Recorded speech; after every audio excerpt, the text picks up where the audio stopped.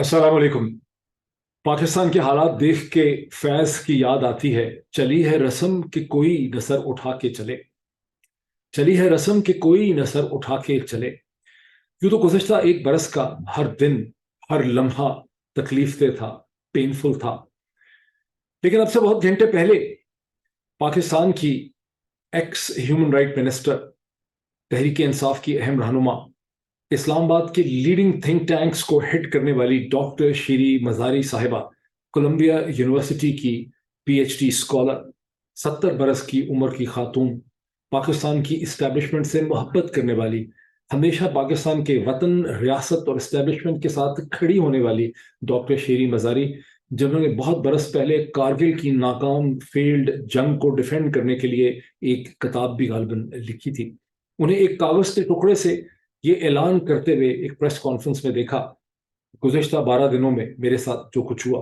उसका मेरे खानदान पे, मेरी सेहत पे, और खानदान से मतलब अपने बच्चों, बेटी की तरफ उनका इशारा था। ईमान मजारी उनके साथ खड़ी थी, बहुत ही संजीदा फेस एक्सप्रेशन में। एक वकील साहिबा भी खड़ी थी। उन्हें कहा, इन सारे हालात को देख के मैंने फैसला किया कि मैं तहरीक इंसाफ को छोड़ दूं, इस्तीफा दे रही हूं, और सियासत को भी खैर बात कह दूं। उन्होंने 9 मई के वाकयात को भी कंडेम किया। उन्होंने कहा इस किस्म की वायलेंस नहीं होनी चाहिए थी। अब ज़ाहिर सवाल ये पैदा होता है कि डॉक्टर शीरी मजारी साहिबा ने जो ये प्रेस कॉन्फ्रेंस की है, वो इसलिए की है कि 5 दफ़ा की गिरफ्तारी से वो तंग आ गई, या उनके जहन के ऊपर किसी और किस्म का दबाव था। अगर गिरफ्तारियों का ही जिक्र करें तो शायद वो भी बहुत है दबाव। बस जाहिर है इन 12 दिनों के अंदर डॉक्टर शीरी मजारी को, उनके वकला को, उनकी साहिबजादी को, उनके चाहने वालों को ये यकीन दिला दिया गया कि बीबी, इस मुल्क में कोई कानून नहीं है, इस मुल्क में कोई अदालत नहीं है, इस मुल्क में कोई हाई कोर्ट नहीं है, इस मुल्क में कोई जज नहीं है, इस मुल्क में कोई प्रोसिक्यूटर नहीं है, इस मुल्क में कोई वकील नहीं है, इस मुल्क में हम ही हम हैं। हमारा यहाँ ताकत है, हमारा डंडा है, हमारा ही काम चलेगा, जो हम कहेंगे वही होगा। ये बता देना, ये बावर करवा देना जो पूरे पाकिस्तान को करवाया जा रहा है। उन 20 से ज्यादा, गालिबन 24 लोग अब तक तहरीक इंसाफ को छोड़ चुके हैं। हर आदमी छोड़ने वाला एक प्रेस कॉन्फ्रेंस करता है, उस प्रेस कॉन्फ्रेंस में इसी किस्म के एक कागज के टुकड़े से पढ़ता है। डॉक्टर शीरी मजारी के केस में तो कागज के टुकड़े से वो देख के पढ़ रही हैं, बाकी उन्हें याद किया होता है। लेकिन अगर आप सबकी तकरीरें जो उन्होंने की हैं प्रेस कॉन्फ्रेंसेस में भी, कराची से कोई बिलाल साहब जो हैं, उनकी मैंने वीडियो देखी है। बिलाल साहब की वीडियो में, किसी और की वीडियो में टके का फर्क नहीं है। यानी इसका मतलब है कि कोई एक ही अफसर है जिसने वो मतन बनाया है, उस मतन में थोड़ा सा फर्क पड़ जाता है, लेकिन मतन यही है कि मैं 9 मई के वाकयात की बहुत मजम्मत करता हूँ, मैं अपनी अफवाज से बहुत मोहब्बत करता हूँ। मैं सोच नहीं सकता कि पाकिस्तान की अफवाज के खिलाफ कोई कुछ करे। पाकिस्तान की अफवाज की, पाकिस्तान की कौम की खातर बहुत ज़्यादा कुर्बानियां हैं, उनकी बड़ी एक अहमियत है, उनका एक बड़ा अहम मुकाम। अब हमें भी याद होगी ये तकरीर, हमें भी अगर कोई पकड़ के कहेगा तो यही आपको तकरीर करनी पड़ेगी। सारी कौम को चाहिए कि याद कर ले। मैं भी थोड़ी देर में ट्वीट करूंगा इस मोहब्बत का, तो ये तो सारी कौम को याद होगी। लेकिन सभी को ये भी पता है कि ये कोई भी वॉलंटरली, विलिंगली ये तकरीर नहीं कर रहा, और ऐसे हालात, तो ऐसे सर्कमस्टांसेस उनके लिए पैदा कर दिए जाते हैं। डॉक्टर शीरी मजारी का किस्सा बिल्कुल आपके सामने है। अब अफवाह तो ये भी है कि डॉक्टर शीरी मजारी महज कोई 5 दफा की गिरफ्तारियों से नहीं टूटी, वो कोई अदालत अदालत और जेल जेल की कहानी से नहीं टूटी। वो एक सरकश खातून है, वो एक जुर्रतमंद खातून है, वो एक बहादुर खातून है, वो एक प्रिंसिपल खातून है। उनकी एक कन्विक्शन है, उनको तोड़ा गया ये कह के, उनकी बेटी की तरफ इशारा करके उनको तोड़ा गया। और ये तो अब कोई कहेगा तो लोग कहेंगे, खुद डॉक्टर शीरी मजारी कहेंगी नहीं ऐसा नहीं हुआ, ईमान मजारी भी कहेंगी नहीं नहीं ऐसी कोई बात नहीं है, ऐसा किसी ने नहीं कहा। लेकिन जो धमकियां दी गई, उनको समझ सकते हैं उनकी नोयत को, जब आप ये देखते हैं कि उस्मान डार के साथ, मेरे ख्याल आज ही के दिन में, उबैद नाम का पीटीआई का एमएनए या सियासतदान है, जो उस्मान डार के साथ प्रेस कॉन्फ्रेंस कर रहा है सियालकोट के पीटीआई के लीडर के साथ, और फिर बिलक के बच्चे की तरह वो बताता है कि जब उसको जेल में ये कहा गया कि अगर तुम ये वीडियो नहीं करोगे, ये स्टेटमेंट नहीं दोगे, तो तुम्हारी बीवी को नंगा करके यहाँ ले आएंगे। और उसने कहा कि मेरा दिमाग घूम गया, मुझे कुछ समझ नहीं आई। उसके बाद मुझे उन्होंने जो कहा, मैंने वो वीडियो रिकॉर्ड कर दी। क्या वाकई यही वो पेनफुल लम्हे हैं जिन्हें हम देख रहे हैं? इनफैक्ट मैंने कई दफा आपसे कहा कि पाकिस्तान में जो कुछ हो रहा है, जिस तरह का जुल्म, इस्तबदाद, जबर, जो मुनाफकत, जो झूठ है, उसको डिस्क्राइब करने के लिए, और जो हमारी फीलिंग है या होनी चाहिए, ان کو ڈسکرائب کرنے کے لیے ہمارے پاس اب کوئی الفاظ نہیں ہے. Words have lost the meaning. یہ جو کچھ ہو رہا ہے اس کو میں کیسے ڈسکرائب کروں؟ میں کہوں کہ یہ بہت پینفل ہے، یہ بہت تکلیف دہ ہے، یہ بہت اننرونگ ہے، یہ بہت شاکنگ ہے، یہ بہت عذاب ہے، یہ بہت غم ہے، یہ بہت دکھ ہے، یہ بہت جبر ہے، یہ بڑا ظلم ہے. کیا میں الفاظ اس کے لیے استعمال کروں؟ یا ان سب چیزوں کا مکسچر کوئی الفاظ ہو؟ میرا تو نہیں خیال کہ اردو کے اندر کوئی ایسے الفاظ ہیں، شاید انگریزی میں، فرینچ کے اندر، عربی کے اندر کوئی ایسے الفاظ ہوں جو اس گروٹیسک فینومینا کو ایکسپلین کر سکتے ہوں کسی ایک لفظ کے اندر، جو پاکستان میں پاکستان کے لوگوں کے ساتھ اس وقت ہو رہا ہے اس کو ڈسکرائب شاید کوئی کر سکے. لیکن ڈاکٹر شیریں مزاری اکیلی نہیں ہے. میں نے وہ بھی فوٹیج دیکھی جہاں ڈاکٹر سلمان شاہ صاحب کی صاحبزادی، جو پاکستان کی پرومیننٹ فیشن ڈیزائنر ہیں، جنہوں نے اس ملک کی عزت میں اضافہ کیا اپنی کریٹیوٹی سے، اپنی پروڈکٹیوٹی سے، اپنی انٹیلیجنس سے، برانڈ ڈیولپ کیے، جابس کریٹ کی، لوگوں کے لیے عزت، لوگوں کو معاش پرووائڈ کیا. اس طرح سے اس خدیجہ شاہ کو دہشت گرد قرار دے دیا گیا. اس خدیجہ شاہ کے باپ کو، اس کے بھائی کو گرفتار کر لیا گیا under the principle of collective punishment, جس کے بارے میں کبھی ہم یہی انہی شہروں میں بیٹھ کے یہ کہتے تھے کہ یہ FCR کا، فرنٹیئر کرائم ریگولیشن کا 1903 یا 1901 کا جو قانون ہے یہ ظالمانہ ہے، یہ جابرانہ ہے، یہ انسانی حقوق کی خلاف ورزی ہے. لیکن اب لاہور شہر کے اندر اسی قانون کا استعمال ہوا، جس کے نتیجے میں اپنے باپ کی، اپنے بھائی کی گرفتاری کا سن کے خدیجہ شاہ جو ہے اس نے اپنے آپ کو پولیس کے حوالے کر دیا. سو پاکستان کی پرومیننٹ کریٹو فیشن ڈیزائنر اب ایک دہشت گرد ہے. یہ پہلا انسٹنس ہے. خدیجہ شاہ بھی اکیلی نہیں ہے. 500 سے زیادہ پنجاب حکومت کہتی ہے کہ خواتین ہیں جن کو ان کو یا تو گرفتار کر چکے ہیں یا گرفتار کرنا ہے، اور سب کے اوپر دہشت گردی کے مقدمے ہیں. یہ پہلی دفعہ ہے کہ پاکستان میں متوسط طبقے کی پڑھی لکھی خواتین کو اتنی بڑی تعداد میں پروٹیسٹ کرنے کے اوپر گرفتار کیا گیا. یہ صحیح ہے، کیونکہ لوگ یہ کہیں گے پہلے بھی ہوتا رہا. یہ صحیح ہے کہ جو ٹاپ لیڈرشپ ہے نصرت بھٹو سے لے کے آج تک، مختلف اوقات میں جو ٹاپ خواتین لیڈر ہیں وہ گرفتار ہوتی نہیں ہیں. محترمہ بے نظیر بھٹو بہت دیر گرفتار رہی ہیں، نصرت بھٹو گرفتار ہوئی ہیں، پیپلز پارٹی کی رہنما گرفتار ہوئی ہیں. لیکن ان گرفتاریوں میں اور ان گرفتاریوں میں بڑا فرق ہے. سب تفصیلات میں نہیں جا سکتا، لیکن یہ محض ایک پروٹیسٹ کرنے پہ گرفتاریاں ہو رہی ہیں اور الزام لگ رہے ہیں دہشت گردی کے. اس سے پہلے اگر کبھی گرفتاریاں ہوئیں تو مینٹیننس آف پبلک آرڈر میں گرفتاری ہوئی کہ حد سے ماں تقدم، امن و امان میں خطرہ ہے کہ امن میں خلل پڑے گا، اس لیے گرفتاریاں کی گئیں. لیکن یہاں یہ گرفتاریاں جو ہیں یہ دہشت گردی کے مقدمات میں جہاں سزائے موت دی جا سکتی ہے ان میں ہو رہی ہیں. کہا جا رہا ہے کہ آرمی ایکٹ کے تحت ملٹری کورٹس کے اندر کے مقدمے چلیں گے. ہمیں تو قانون میں بھی تبدیلی کرنے کی ضرورت نہیں ہے. قانون میں واقعی تبدیلی کرنے کی ضرورت نہیں ہے. قانون ہے ہی نہیں، قانون ہے ہی نہیں تو تبدیلی کیا کرنی ہے اس کے اندر؟ جو چیز آپ کہیں گے وہی قانون ہے اس ملک کا. بہرحال یہ تو اس وقت صورتحال ہے. دیکھیے اس میں ایک چیز بہت امپورٹنٹ پوائنٹ ہے، نقطہ، وہ یہ ہے کہ تمام لوگوں کو گرفتار کیا جا رہا ہے یہ کہہ کے کہ یہ جیو فینسنگ سے پتا چلا ہے کہ یہ کور کمانڈر کے گھر کے باہر تھے، یہ GHQ کے باہر تھے. جیو فینسنگ سے کیا پتا چل سکتا ہے؟ جیو فینسنگ سے صرف یہ پتا چل سکتا ہے، جیو فینسنگ مدد لے رہی ہے لوگوں کے موبائل فون کی. لوگوں کے موبائل فون کی پریزنس پتا چل رہی ہے کہ کور کمانڈر کے گھر کے قریب تھے، یا وہ GHQ کے قریب تھے، یا کسی اور بیس کے قریب تھے. یہ تو پروٹیسٹ بھی ہو سکتی ہے. اس سے تو یہ پتا چلتا ہے کہ آپ یہ کہہ رہے ہیں کہ ہم کسی پاکستانی کو یہ حق نہیں دیتے کہ آپ ہمارے بیس کے باہر آ کے، GHQ کے باہر آ کے، کور کمانڈر کے گھر کے آ کے باہر پروٹیسٹ کریں. In the normal course of circumstances یہ بات ہے بھی صحیح کہ کسی کو GHQ کے باہر جا کے، کور کمانڈر کے گھر کے باہر آ کے پروٹیسٹ کرنا نہیں چاہیے. لیکن جب تمام طاقت کا محور ہی GHQ ہو، تمام طاقت کا محور ہی کور کمانڈر کا گھر ہو، تمام طاقت کا محور یہ بلڈنگز ہی ہوں، تو لوگ وہیں جائیں گے. اور کہاں جائیں گے پروٹیسٹ کرنے کے لیے؟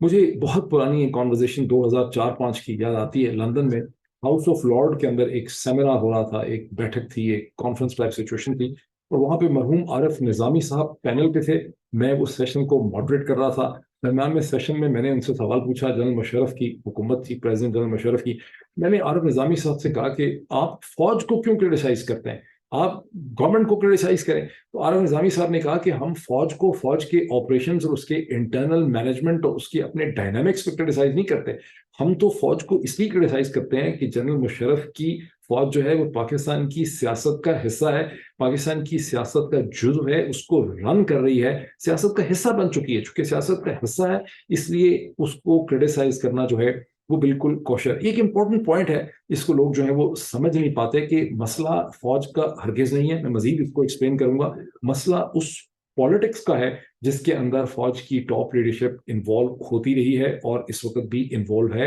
اور جب وہ اس میں انوالو ہو گئی ہے تو وہ پاکستان کی ڈائریکشن کو،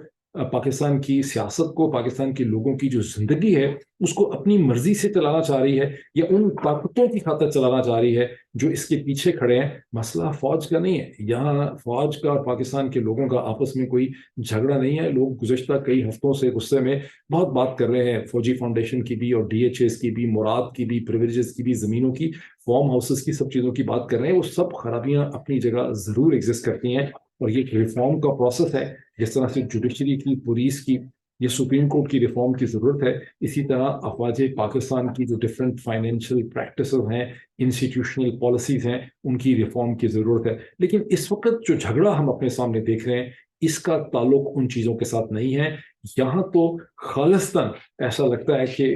پاکستان کی جو ملٹری مشین ہے وہ ہائی جیک ہوگی۔ مزید میں اس کے اوپر چند کامنٹ۔ فیاض الحسن چوہان صاحب کا بھی میں نے پریس کانفرنس دیکھی، بڑے انہوں نے، جس طرح کی ان کی پرسنالٹی ہے، کبھی بھی فیاض الحسن چوہان کوئی بہت میننگ فل سبسٹینٹیو ڈیپ شخصیت تو تھے ہی نہیں۔ جس طرح کی باتیں وہ پہلی دوسری اینڈ آف اسپیکٹرم سے کرتے تھے، آج اسی قسم کی باتیں کر رہے تھے، اس میں ظاہر ہے ان پہ بھی دباؤ ہے، ان پہ بھی پریشر ہے۔ ان 24 لوگوں میں ان کا شمار ہے جن سے استعفے دلوائے گئے ہیں، کوئی بہت کی دلی خواہش سے انہوں نے نہیں دیا ہوگا۔ لیکن جو مینر آف سپیچ تھا فیاض الحسن صاحب کا، جس قسم کے انہوں نے جملے کہے کہ عمران خان نے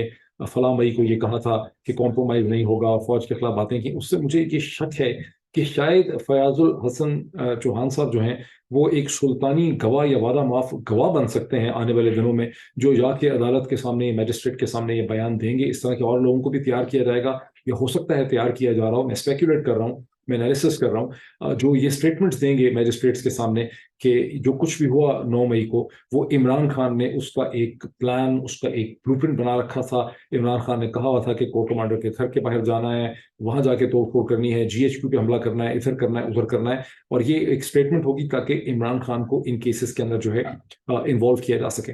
جب ہم نے اس کا ذکر کیا تو ہمیں ساتھ ہی یہ بھی دیکھ لینا چاہیے کہ منڈے کے دن میں عمران ریاض خان جو ہیں ایک بار پھر ان کو پنجاب کی پولیس عدالت کے سامنے نہ تو پروڈیوس کر سکی، نہ اس حوالے سے کوئی معلومات دے سکی۔ اب جو صورتحال اتنی مذکہ خیز ہو چکی ہے، once again we are lost for words, کن الفاظ سے ہم اس کو ڈسکرائب کریں؟ جب وہ پنجاب کی پولیس جو عمران ریاض کو سیالکوٹ کے ایئرپورٹ سے اٹھاتی ہے، وہ یہ کہہ رہی ہے کہ ہمیں پتہ ہی نہیں ہے کہ ایک دن کے بعد عمران ریاض کو جو ڈھاٹے والے ماسک والے لوگ 3 گاڑیوں میں ڈال کے لے گئے ہیں، جس کی CCTV فوٹیج بھی پہلے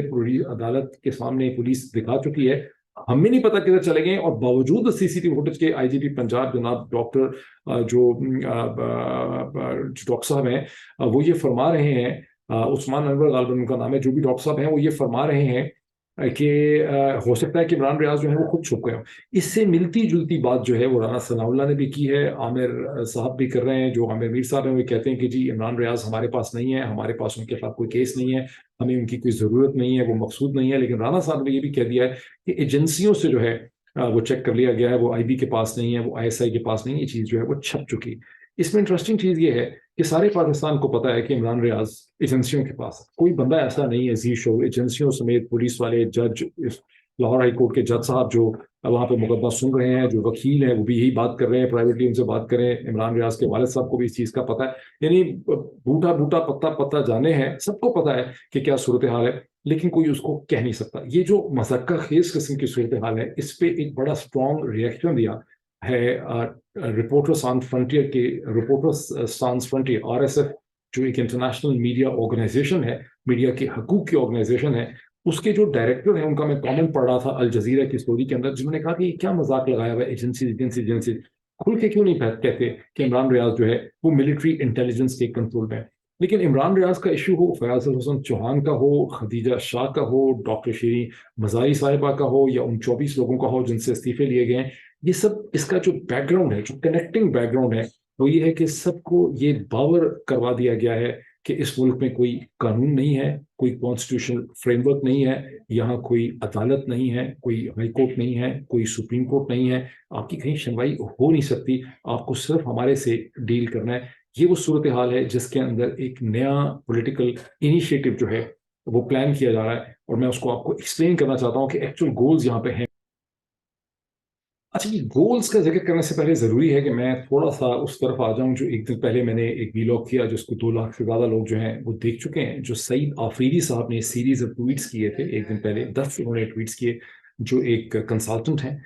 جو بہت امپورٹنٹ جو گورنمنٹ کی ڈپارٹمنٹس ہیں یورپ کے اندر, برطانیہ کے اندر اور امریکہ میں, ان کے ساتھ کنسلٹنگ کرتے ہیں. ہی از ورک لاٹ, جس کے میرا خیال 20 برس سے وہ امپورٹنٹ انسٹیٹیوشن کے ساتھ یہاں پہ کام کر رہے ہیں. اور ویسٹرن ورلڈ کے اندر between London, Washington and Brussels, Saeed Afridi is a very respected and a very connected name.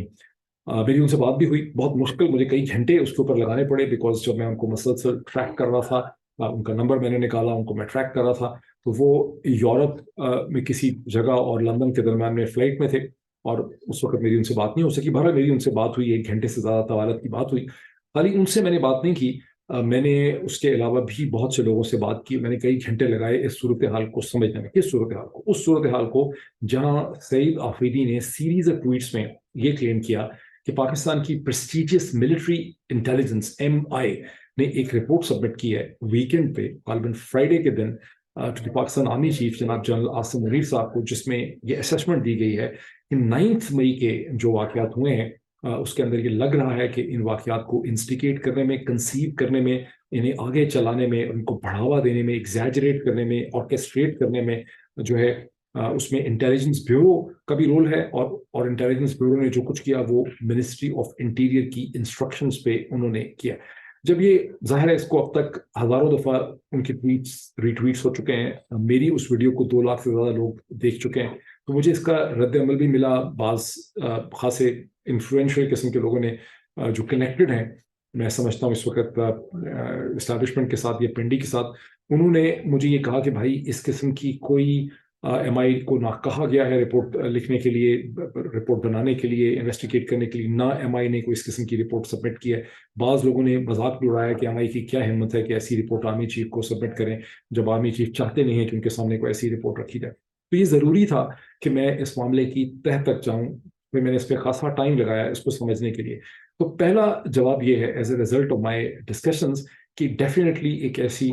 MI کی ملٹری انٹیلیجنس کی رپورٹ 9 مئی کے واقعات کے حوالے سے ایگزسٹ کرتی ہے, جو رپورٹ گزشتہ چند دنوں سے ان میکنگ تھی. یہ ایک اسیسمنٹ رپورٹ ہے جس کے اندر ایویڈنسز بھی ہیں اور اسیسمنٹ بھی ہے, ایک ججمنٹ دی گئی ہے, اور یہ report through proper channel I ہے, اور یہ نیچے سے اوپر آئی ہے ٹریول کر کے, اور پراپر چینل سے یہ پاکستان کے army chief general Asim Munir صاحب کو کے سامنے رکھی گئی. اچھا, ایک تو یہ بات ہو گئی. اور یہ رپورٹ کہتی کیا؟ یہ رپورٹ یہ کہتی ہے کہ پریپونڈرنس آف ایویڈنس کی بیسس پہ یہ اسیسمنٹ ہے کہ IB نے یہ کیا ہے on the instructions from the ministry of interior. یاد رہے کہ minister of interior Rana Sanaullah ہیں, اس کے علاوہ منسٹری آف ڈیفینس کے بعض اشخاص, کچھ سیاستدان, کچھ اور سٹیزن پرومیننٹ جو ہیں, ان سب کا اس میں رول ہے. اور یہاں پر ایک پلان یا پلاٹ ایگزسٹ کرتا تھا کہ کس طرح سے لوگوں کو لے جایا جائے اور ملٹری انسٹالیشنز پہ حملے کیے جائیں, اور اس کے پیچھے پولیٹیکل مقاصد نظر آتے ہیں. لیکن رپورٹ یہ آرگیو کرتی ہے کہ ضروری ہے کہ اس کو بہت ڈیپ پروب کیا جائے اور اس کی روٹس تک پہنچا جائے, اور اس کے پیچھے جو اغراض و مقاصد ہیں ان کو سمجھا جائے. اب رپورٹ کی وجہ سے MI کے افسران میں تھوڑا سا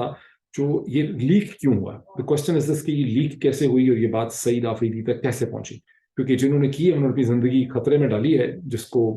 سولجر سپیک جو ہے میجر ریٹائرڈ عادل جو ہے وہ اکثر لوگوں کو ریفر کرتے ہیں ٹو خاموش مجاہد. تو یہ بھی خاموش مجاہد ہی ہیں جنہوں نے اپنے سورسز کے ذریعے انفارمیشن سعید آفریدی تک پہنچائی. اور ان کا مدعا کیا ہے, وہ کیا چاہتے ہیں؟ ان کا مدعا یہ ہے کہ انہوں نے یہ دیکھا by the time of Monday, یعنی فرائیڈے ختم ہو گیا, سیٹرڈے ختم ہو گیا, سنڈے ختم ہو گیا, منڈے ختم ہو گیا, اور MI کے آفیسرز جو ہیں بہت سے جنہوں نے وہ رپورٹ دیکھی, ظاہر رپورٹ ایک فارمل پراپر چینل سے اوپر آئی ہے, تو ان کو یہ خیال تھا کہ یہ رپورٹ اتنی اہم ہے, اتنی سگنیفیکنٹ ہے, اور اس کی فائنڈنگز اتنی امپورٹنٹ ہیں, یہ بام شیل ہے گیون دا فیکٹ کہ 9 مئی کے اوپر جس قسم کے ایکشنز آرمی چیف انیشیٹ کر رہے ہیں گیرزن جا کے, تو اس رپورٹ کے بعد دوڑیں لگ جائیں گی, رپورٹ کے بعد میٹنگ شروع ہو جائیں گی, اس رپورٹ کے اوپر بہت سیریسلی اس کو لیا جائے گا. لیکن انہوں نے یہ دیکھا کہ آرمی چیف کے آفس نے رپورٹ کو گھاس بالکل نہیں ڈالا ہے, اور رپورٹ کو شیلف کر دیا گیا ہے, اس کو سائڈ پہ رکھ دیا گیا ہے, which is also visible the way things have developed. اگر آپ یہ دیکھیں کہ یہ رپورٹ سبمٹ ہو گئی ہے فرائیڈے کے دن میں ایوننگ تک, تو Friday, Saturday, Sunday, Monday, Tuesday اب تک گزر چکا ہے آپ کے سامنے, ویڈنسڈے شروع ہو گیا پاکستان میں. تو آپ کو کوئی بھی چیز ایسی ہوتی نظر نہیں آ رہی جس سے لگے کہ پاکستان کی آرمی چیف نے یا جی ایچ کیو نے جو وہ کاروائیاں پاکستان کے معصوم لوگوں کے خلاف انہوں نے شروع کر رکھی ہیں, پولیٹیشینز یا پولیٹیکل پارٹی کے خلاف, اس میں کسی قسم کی بھی کوئی کمی نہیں آئی. اس کا مطلب ہے کہ ظاہر ہے کہ رپورٹ کو انہوں نے سیریسلی نہیں لیا, اور چونکہ ایم آئی کے اندر یہ فیلنگ ہے کہ رپورٹ کو سیریسلی لینا چاہیے تھا, اس لیے ایک طرح سے آپ یہ کہیں کہ پاکستان کے آرمی چیف کو باور کروانے کے لیے یہ انفارمیشن جو ہے وہ لیک کی گئی ہے. لیکن اس کی کچھ اور بھی ڈائنامکس ہیں.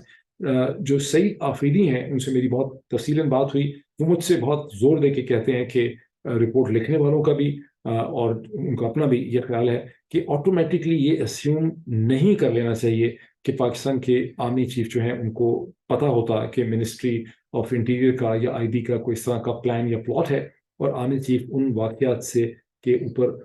جو ہے نیچرلی اور بالکل ان کا بنتا ہے, ان کا ریئیکشن رد عمل اور اینگر بنتا ہے, بیکاز جو کچھ ہوا ہے 9 مئی کو 10 مئی کو, وہ پاکستان کی 70 برس کی تاریخ میں کبھی ایسا نہیں ہوا کہ عوام نے آ کے ملٹری انسٹالیشنز کے باہر آ کے مظاہرے کیے ہوں, چیلنج کر دیا اور توڑ پھوڑ کیا. وہ یہ سمجھتے ہیں کہ اس میں شک کی گنجائش یا بینیفٹ آف ڈاؤٹ ایگزسٹ کرتا ہے کہ پاکستان کے آرمی چیف محض ریئیکٹ کر رہے ہیں, اور وہ اس پوری چیز کا حصہ ہرگز نہیں ہے, ان کی کوئی اس میں کمپلسٹی نہیں. اور یہی وجہ ہے کہ اگر آپ سعید آفریدی کے ٹویٹس کو دیکھیں, جو میں ایک بار پھر ڈسکرپشن کے اندر وہ 10 ٹویٹ دے دوں گا, اس کا تھریڈ میں آپ کو دے دوں گا, اور تھریڈس کو پھر دیکھیں تو وہ اس کے کئی تھریڈس میں جو ٹویٹس ہیں وہ کہتے ہوئے یہی ہیں کہ آرمی چیف کو یہ فیصلہ کرنا ہوگا کہ پہلے تو آرمی چیف یہ کہہ سکتے تھے کہ ان کو نہیں پتا, لیکن اب جب رپورٹ ان کے سامنے آ چکی ہے, ان کے ٹیبل پہ آ چکی ہے, تو ان کو یہ ایک ڈیسیژن کرنا پڑے گا کہ وہ کیا شہریوں کا اسی طرح سے پرسیکیوشن اور پروسیکیوشن کرتے رہیں گے, یا وہ اصل جو کلپرٹس ہیں ministry of interior I B میں ان کی طرف وہ جائیں گے. تو یہ بیسکلی وہ انفارمیشن ہے جو مجھے پتہ چلی. اب اس جو کلیم ہے سعید آفریدی کا, اس کے اوپر بھی بڑی کرٹیسزم ہے جو بہت سے لوگوں نے کی ہے, اس یوٹیوب کی ویڈیو کے نیچے بھی کی ہے, میرے ٹویٹ کے نیچے بھی کی ہے, سعید جو میں نے ری ٹویٹس کیے ہیں سعید آفریدی کے. اور وہ کرٹیسزم یہ ہے کہ مانا کہ آئی بی کلینڈسٹائن ہے اور آئی بی کھیل سکتی ہے, اور آئی بی کا پی ایم ایل این کی حکومت کے ساتھ بڑا پرانا تعلق ہے, لیکن کور کمانڈر کے گھر کے اوپر جس طرح کا حملہ ہوا یا ہونے دیا گیا, یہ بات سوچ سمجھ سے باہر ہے کہ آئی بی کیسے وہ سب کچھ کر سکتی تھی. بیکاز لوگوں نے, اور اس میں فائدہ ہمیں یہ ہے کہ لاہور شہر کی ڈیموگرافی, اس کا اسٹرکچر چونکہ ہزاروں لاکھوں لوگ اس سے واقف ہیں, خود لاہور کے آگے پیچھے اگر آپ گرد و نواح کو ایڈ کر لیں تو غالباً 10 ملین سے خاصی زیادہ آبادی جو ہے وہ لاہور کی ہے. 14 ملین سے زیادہ کی آبادی ڈسٹرکٹ کی میں بات کر رہا ہوں, لاہور کے اندرون شہر کی نہیں بتا رہا. تو 14-15 ملین کی آبادی لاہور کے اندر اور باہر پائی جاتی ہے. یہ سب لوگ لاہور کے ڈھانچے سے واقف ہیں. تو جب ایک چوک, لبرٹی چوک سے ایک غصے کا جلوس چلتا ہے اور پیدل چلتا ہے, تو اس کو گھنٹے سے بھی خاصی زیادہ دیر لگتی ہے لاہور کینٹ کے دروازے اور گیٹ پل کراس کر کے انٹر کرتے. نہ اس کو لاہور شہر کی پولیس روکتی ہے, کوئی جھڑپ نہیں ہوتی, کوئی لاٹھی چارج نہیں ہوتا, نہ اس کو لاہور کینٹ کی انٹری کے اوپر کوئی روکتا ہے, نہ ایم پی چیک پوسٹ اس کو کنفرم کرتی ہے, نہ کینٹ کے اندر کی پولیس اس کے سامنے آتی ہے, نہ ہی کینٹ کے اندر جو quick reaction force Q R F کی ٹیمز ہیں اسے چیلنج کرتی ہیں, نہ ہی کور کمانڈر کی ایس جی ایف ٹیمز, اور پھر کور کمانڈر کے اپنے گھر کے اندر کی جو گارڈ ہے, جو بتایا جاتا ہے کہ 50 سے 75 نفوس پہ یا گارڈز پہ, سولجرز پہ مشتمل ہوتی ہے, وہ ڈس اپیئر ہو جاتی ہے. اور پھر کور کمانڈر کے نیچے 2 گیریزن آفیسر کمانڈز بھی ہوتی ہیں, جی او سی ہوتے ہیں. اور ویسے بھی کور کمانڈر لاہور کا سب سے بڑا, practically speaking, not legally speaking but practically speaking, Lahore کا سب سے بڑا ایڈمنسٹریٹو آفیسر ہوتا ہے. تو اس کو نہ تو پولیس الرٹ کرتی ہے, نہ یہ ڈاکٹر عثمان انور صاحب اس کو الرٹ کرتے ہیں, نہ اس کو جی او سی الرٹ کرتے ہیں, نہ اس کو کور الرٹ کرتا ہے. اور جب ان ساری چیزوں کو لوگ دیکھتے ہیں, اور وہ لوگ اب کوئی 2 درجن نہیں ہے, وہ سینکڑوں ہزاروں کی تعداد میں لوگوں کے ذہن میں یہ بات ہے کہ یہ تو ایک فیسیلیٹیشن ہے. اور یہ فیسیلیٹیشن وہ لوگ کہتے ہیں کہ آئی بی نہیں کرا سکتی تھی. آئی بی کو کتنا ہی کلوڈ ان ویل آئلڈ انٹیلیجنس ایجنسی آپ کیوں نہ مان لیں, یہ آئی بی کے بس کی چیز نہیں ہے, آئی بی کی کیپیسٹی میں نہیں ہے. تو یہ ایک امپورٹنٹ آبزرویشن ہے جو میں نے سعید صاحب سے بھی شیئر کی ہے, اور وہ اس کا کوئی مجھے خاطر خواہ تسلی بخش قسم کا جواب جو ہے نہیں دے سکے, کیونکہ ویسے بھی ان تک تو انفارمیشن پہنچی ہے. وہ غالباً پاکستان کے اندر کی ہونے والی ڈیولپمنٹس کو اتنا day by day, moment by moment جو ہے وہ نہیں دیکھ سکتے ہوں گے جس طرح سے میں اور آپ جو ہے اس کو دیکھ سکتے ہیں. سو میرا اس پہ استدلال بڑا کلیئر ہے کہ جو کچھ بھی ہوا 9 مئی کو, یہ ایک پلاٹ, ایک اسکرپٹ ہے ایک طرح کا, یہ ایک سوچا سمجھا منصوبہ تھا جس کی بیسس بڑی کلیئر تھی. یہ ابھی جب اس کے آگے کا میں ڈسکرائب آپ کو کروں گا کہ اس کے گولز کیا ہیں تو آپ بڑی اچھی طرح سمجھ سکیں گے کہ کیا ہے. دیکھیے میں یہ سمجھتا ہوں کہ جو جدوجہد و کشمکش ہے پاکستانی سیاست کی گزشتہ کئی مہینوں کی، اور خاص کر کے جب سے عمران خان نے ایک ایبرپٹ ایکشن کے ذریعے، کیونکہ دوسری سائڈ سے اگر آپ دیکھیں تو عمران خان نے بہت بڑا کرائسس پیدا کیا. ان کے سارے پلانز جو اس سے پہلے کے بن چکے تھے اگلے کئی مہینوں کے، ان کو عمران خان نے اپسیٹ کر دیا جب عمران خان نے پنجاب اور خیبر پختونخوا کی اسمبلیز جو ہیں ڈسپائٹ وارننگز انہیں ڈیزالو کر دیا 14 جنوری کو اور 18 جنوری کو. ایک نئی صورتحال عمران خان نے پیدا کر دی جس میں، اور عمران خان کی ساری ریلائنس یہ تھی کہ پاکستان الٹیمیٹلی ایک ڈیموکریسی ہے، ایک کانسٹیٹیوشنل ریپبلک ہے، اس کے اندر ایک آئین ہے، اس کے اندر ہائی کورٹس ہیں، اس کے اندر سپریم کورٹ ہے، اور ایک ایسا ٹریگر انہوں نے پل کیا، ایک ایسی ایپل کارٹ انہوں نے ڈسٹرب کر دی کہ اب یہاں پر پنجاب اور خیبر پختونخوا میں الیکشن کروانے پڑیں گے. اور اس کے نتیجے میں جو ساری صورتحال ڈیولپ ہوئی ہے، جو کشمکش اور جو ٹینشن، جو کانفلکٹ ہے، جو روز کا کانفلکٹ ہے، وہ تو آپ کے سامنے. اس ساری صورتحال میں یہ سمجھتا ہوں، دس از مائی انالیسس، کہ 9 مئی جن لوگوں نے پلان کیا ان کو ایک بہت بڑے بلیک سوان ایونٹ ٹائپ چیز کی، یا ایک حادثے کی، ایک بڑے ایونٹ کی، بہت بڑی ایک ڈرمیٹک سینسیشنل ایونٹ کی ضرورت تھی، جس کی مدد سے وہ گزشتہ چند مہینے کی جو سیاست کا نیریٹو تھا، election supreme court, Imran Khan election نہیں کرا رہے، کانسٹیٹیوشنل دس اینڈ دیٹ، اس سارے کو انہوں نے بدلنا تھا. اور بدل کے انہوں نے ایک نیا نیریٹو، ایک نئی کہانی، ایک نئی پولیٹیکل ڈائریکشن جو ہے وہ سیٹ کرنی تھی، جس میں انہوں نے اپنے مقاصد حاصل کرنے تھے. اور یہ اگر ڈیولپمنٹ، یہ جو پاکستان کا 9/11 ہے، اگر یہ نہ ہوتا تو جو چیز وہ اس سٹیج پہ حاصل کرنا چاہ رہے ہیں وہ ان کے لیے حاصل کرنا خاصا مشکل ہوتا. اس سے پہلے، اسمبلیوں کے ڈیزالو ہونے سے پہلے، اور اسمبلیوں کے ڈیزالو ہونے کی جو وجہ مجھے سمجھ آتی ہے وہ یہ ہے کہ عمران خان کو نظر آ رہا تھا کہ گو کہ میرے پاس حکومت ہے پنجاب اور خیبر پختونخوا میں، پریکٹیکلی میرے پاس کوئی پاور، اقتدار نہیں ہے، اور یہ میرے گرد الیکشنز کا، میرے گرد کیسز کا حلقہ تنگ کرتے چلے جائیں گے. جیسا کہ آپ نے دیکھا کہ اب یہ جو القادر یونیورسٹی کا کیس بھی ظاہر پہلے سے انہوں نے تیار کیا ہوتا، کیونکہ پچھلے سال کے، یعنی آپ کہہ لیں کہ اگست، سپتمبر، اکتوبر تک تو ان کو یہ بہت امید تھی، کیونکہ پہلا جو انہوں نے کیس ڈیولپ کیا تھا اپریل سے وہ تھا فورن فنڈنگ کیس، اور پھر اس کے ساتھ ہی انہوں نے نکالا توشہ خانہ کیس. تو جو ہماری بات چیت ہوتی رہی ہے ٹو دی ادر سائڈ، اس میں کم از کم اگست سپتمبر تک انہیں بہت امید تھی کہ ان دونوں میں سے کسی ایک کیس میں، خاص کر کے فورن فنڈنگ کیس کے اندر، ہم عمران خان کو بھی ڈسکوالیفائی کر سکیں گے اور پوری تحریک انصاف کو ایک فورن فنڈنگ پارٹی، ملک دشمن پارٹی ثابت کر کے ہم اس کو کلعدم قرار دے سکیں گے، بین کر سکیں گے. اور پھر جب ہم اس کو بین کر لیں گے تو ہمارے ہاتھ میں ایک بڑی important negotiating platform, stick یا پلانک آ جائے گا، جس کی مدد سے ہم عمران خان اور تحریک انصاف کے ساتھ نیگوشیٹ کر سکیں گے. By the end of December جنوری، اسپیشلی جب اسمبلیز ڈیزالو ہو جاتی ہیں اور عمران خان کو نظر آتا ہے کہ یہ اپنے پلانز پہ چل رہے ہیں اور ان کا مقصد تحریک انصاف کو مجھے کسی طرح سے ڈسکوالیفائی کرنا ہے، ختم کرنا ہے، اور یہ اس وقت تک الیکشن نہیں کروائیں گے، تو عمران خان نے شارٹ سرکٹنگ کی سسٹم کی اسمبلیوں کو ڈیزالو کر کے، تاکہ ان کو اکتوبر، نومبر، دسمبر تک چیزوں کو پلان کرنے کا موقع نہ ملے. اس حد تک تو عمران خان کامیاب ہو گئے آن دی اسمپشن کہ پاکستان میں کانسٹیٹیوشن ہے، ڈیموکریسی ہے، عدالتیں ہیں، بلا بلا بلا. لیکن اس کے بعد کی جو سچویشن ڈیولپ ہوئی ہے، جو ہمیں 9 مئی تک لے کے جاتی ہے، دوسری سائڈ نے اپنے حساب سے بڑا انٹیلیجنٹلی، گو کہ ظالمانہ اینڈ بروٹلی، انہوں نے کہا کہ ہمیں ایک بڑا حادثہ اور ایک ایسی ڈیولپمنٹ چاہیے جس کے نتیجے میں عمران خان نے جو سارا نیریٹو پیدا کیا ہے جنوری آنورڈ، ہم اس سارے نیریٹو کو بھرکس نکال دیں گے، ہم اس کو پاش کر دیں گے، ہم اس کو توڑ ڈالیں گے. اور وہ انہوں نے اچیو کر لیا ہے، بیکاز انہوں نے وہی کیا ہے جو یوسف اور زلیخا کے قصے میں، جب زلیخا اپنی قمیض پھاڑ دیتی ہے، یہ اور بات ہے کہ وہاں کوئی ایسا منصف ہے جو کہتا ہے کہ قمیض اگر آگے سے پھٹی ہے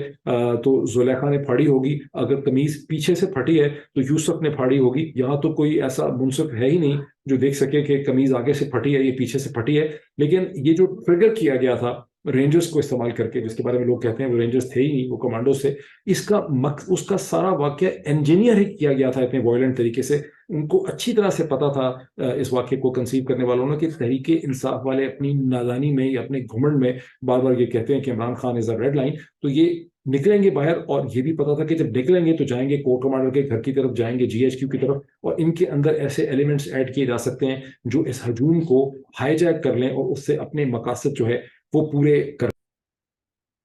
بات لمبی ہو جائے گی. میں آتا ہوں اسٹریٹ اوے کہ اس وقت گول کیا ہے. دیکھیں اس وقت گول یہ ہے کہ ایک ایسی آب و ہوا، ایک ایسی فضا، ایک ایسی کلائمیٹ، ایک ایسے آپٹکس جو ہیں وہ پیدا کر دیے گئے ہیں اور پیدا کرنے کی مزید کوشش کی جا رہی ہے. اگر بتایا جاتا ہے کہ اس وقت تک 24 لوگ 24 چھوڑ چکے ہیں تحریک انصاف کو، جس طرح سے پروسیس چل رہا ہے ڈنڈا گردی کا یا دہشت گردی کا، تو اس کے نتیجے میں آپ ایکسپیکٹ کر سکتے ہیں کہ اگلے چند دنوں میں، ہفتے 10 دن کے اندر 100 کے قریب لوگ جو ہیں وہ تحریک انصاف کو چھوڑ چکے ہوں گے. 100 پریس کانفرنسیں ہو چکی ہوں گی. اب تک میرا خیال 200 کے قریب ریلیز ہو چکی ہیں اسکولوں میں، کالجوں میں، ہر قصبے میں، گاؤں میں، جہاں 100-200 لوگ نکلتے ہیں. یہ کرائے کا ایک جلوس ہوتا ہے جو پھر اس کو ٹی وی پہ 10 دفعہ دکھایا جاتا ہے کہ اب بھورے والا میں بھی ہو گیا ہے، تو اب پٹا خیل میں بھی ہو گیا ہے، تو اب کوہاٹ میں بھی ہو گیا. تو اس کے ذریعے اچھا اب سب کو پتا ہے کہ یہ ڈنڈے کے زور پہ یہ استعفے کرائے جا رہے ہیں، اور لوگ اپنی معصومیت میں یہی سوچتے ہیں کہ اس کا کیا امپیکٹ ہے، یہ تو جھوٹ ہے، یہ تو ڈرامہ ہے، اس سے عوام کی پرسپشن میں کوئی فرق نہیں پڑتا. اگر عمران خان کی پہلے پاپولیرٹی 60% تھی تو اب بڑھ کے 70% ہو گئی ہے، تو جب الیکشن ہوں گے تو پتہ چل جائے گا. اور میں جناب لطیف کھوسہ صاحب کو، former senator and former governor Punjab, Pakistan Peoples Party کے بڑے امپورٹنٹ رہنما، پاکستان کے بڑے امپورٹنٹ کانسٹیٹیوشنل ایکسپرٹ ہیں، بڑے انٹیلیجنٹ آدمی ہیں. میرے کئی پروگراموں میں بڑی انہوں نے میری انٹلیکچوئل مینٹورشپ کی. میں ان کو دیکھ رہا تھا ایک پروگرام میں، وہ یہ کہہ رہے تھے کہ جب بھی الیکشن ہوں گے ان لوگوں کو پتہ چل جائے گا یہ بڑے غیر مقبول ہیں اور ان کی مقبولیت میں کوئی اضافہ جو ہے وہ نہیں ہو جانے لگا. میرا خیال ہے لطیف کھوسہ صاحب غلط کہہ رہے ہیں. جو سب کچھ یہ اسکرپٹ بنایا ہے 9 مئی کا، ان کے ذہن میں اس قسم کا کوئی الیکشن ہے نہیں جیسا آپ سب لوگ ایکسپیکٹ کر رہے ہیں یا جیسا لطیف کھوسہ صاحب سوچ رہے ہیں. ان کے ذہن میں ہے کہ ایک ایسی فضا بنا دی جائے جس میں یہ کہا جائے کہ تحریک انصاف جو ہے وہ ٹوٹ پھوٹ گئی ہے، اس کے لیڈر اس کو چھوڑ گئے ہیں، لوگوں نے عمران خان کو چھوڑ دیا ہے، بیکاز عمران خان جو ہے وہ فوج کے خلاف دہشت گردی کر رہا ہے یا کاروائیاں کر رہا ہے. اور ایک ایسی ایکسیپٹیبل فضا بنائی جائے جس میں ایک مینجڈ الیکشن ایسے ہو سکیں جس میں ووٹ کاؤنٹنگ تو انہوں نے ہی کرنی ہے، باقی لوگ ووٹ ڈالتے ہیں یا کہاں سے آتے ہیں کہاں سے نہیں آتے. ان کا آرگومنٹ یہ ہوگا کہ چونکہ بہت بڑی تعداد میں لوگ تحریک انصاف کو